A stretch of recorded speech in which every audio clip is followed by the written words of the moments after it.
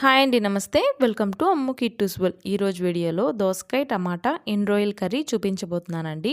చాలా టేస్టీగా ఉంటుందండి ఈ కర్రీ. ఈ రొయ్యలు ఇష్టపడే వాళ్ళకైతే మంచి కర్రీ తిన్న ఫీల్ వస్తుందండి. మరి సింపుల్గా అలాగే ఈజీగా ఎలా చేసుకోవాలో చూసేద్దాం పదండి.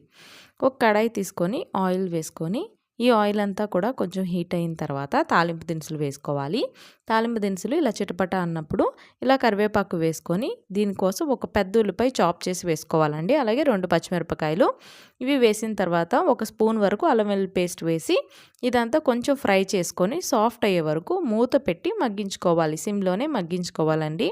ఇలా మగ్గిన తర్వాత దీనికోసం నేను ఇక్కడ 3/4 కేజీ వరకు దోసకాయల్ని లోపల గింజలు తీసేసి ఇలాగ కొంచెం పెద్ద ముక్కలుగా కట్ చేసి వేస్తున్నానండి. మీకు నచ్చితే గింజలు కూడా వేసుకోవచ్చు. ఇందులోకి ఒక పెద్ద టమాటోని ఇలా చాప్ చేసి వేసుకున్నాను. కొంచెం పసుపు వేసుకొని ఇదంతా కూడా బాగా మగ్గించుకోవాలండి. మూత పెట్టి ఈ టమాటో సాఫ్ట్ అయ్యే వరకు పసుపు ఉప్పు వేసుకొని మగ్గించుకోవాలి. ఈ టమాటాలు సాఫ్ట్ అయ్యే వరకు మనం ఎండు రొయ్యలు రెడీ చేసుకుందామండి. ఇక్కడ నేను 100 గ్రాముల వరకు ఎండు రొయ్యల్ని తీసుకున్నాను. పెద్ద రొయ్యలండి ఇవి. వీటిని వేడి నీళ్ళలో వేసి శుభ్రంగా వాష్ చేసుకోవాలి. వేడి నీళ్ళలో వేసి ఒక 2 నిమిషాలు మాత్రమే ఉంచాలండి. ఉంచిన తర్వాత ఇదంతా తీసేసి ఇలాగే 2-3 సార్లు శుభ్రంగా వాష్ చేసుకోవాలండి. అందులో చిన్న ఇసుక అదంతా ఉంటే నీట్గా అయిపోతుందండి.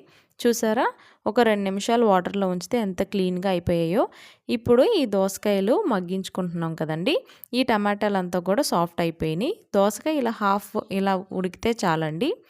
ఇప్పుడు ఇందులో ఎండు రొయ్యలు వేసుకోవాలి. వేసుకున్నాక ఇందులోనే తగినంత కారం వేసుకోవాలి. ఇందాక మనం పసుపు ఉప్పు వేసామండి, కారం వేయలేదు.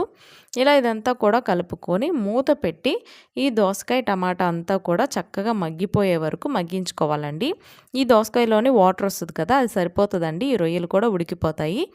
ఈ కూరని కొంచెం లో ఫ్లేమ్లో ఉడికించుకుంటే కూర చక్కగా వస్తుందండి, గ్రేవీలాగా. ఇప్పుడు ఇందులో కొంచెం కొత్తిమీర యాడ్ చేసుకుంటే అంతేనండి, దోసకాయ ఎండు రొయ్యలు టమాటా కర్రీ రెడీ అయిపోయింది. స్టవ్ ఆపేసి ఇంకా వేడి వేడి అన్నంలో సర్వ్ చేసుకోవడమేనండి. తప్పకుండా మీరు కూడా ఒకసారి ట్రై చేసి మీకు ఎలా కుదిరిందో నాకు కమెంట్ చేయడం అస్సలు మర్చిపోవద్దండి. అలాగే ఈ వీడియో కనుక మీకు నచ్చినట్లయితే ప్లీజ్ లైక్ చేయండి. మీ ఫ్రెండ్స్ అండ్ ఫ్యామిలీతో షేర్ చేసి సబ్స్క్రైబ్ చేసుకోండి.